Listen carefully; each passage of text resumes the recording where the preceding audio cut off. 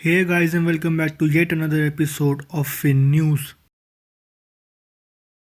Bank of America minimum wages to hit $25. The nation's second largest bank will pay its employees a minimum hourly wage of $25 by 2025.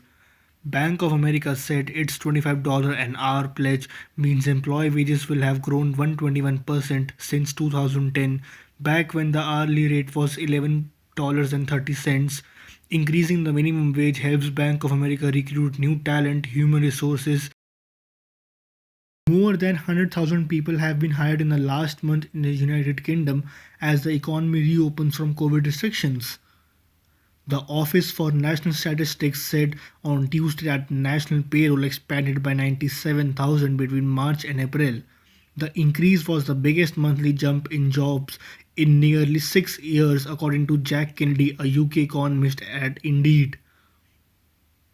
The rapid increase in hiring came as non-essential retail, outdoor ventures and leisure and care facilities were allowed to reopen from 12th April. Restrictions were eased again from this week, suggesting the hiring spree would continue. Italian sports car maker Lamborghini has unveiled its £1.5 billion plan to make all cars hybrid by 2024.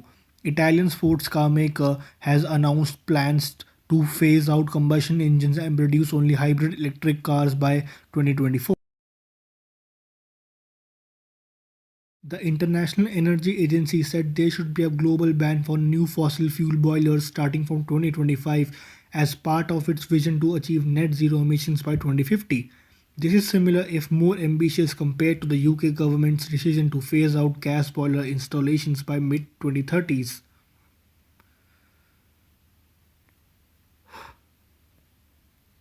The IEA believes such a ban would drive up sales of electric heat pumps and hope that most old buildings and all new ones will eventually comply with zero carbon ready buildings energy codes.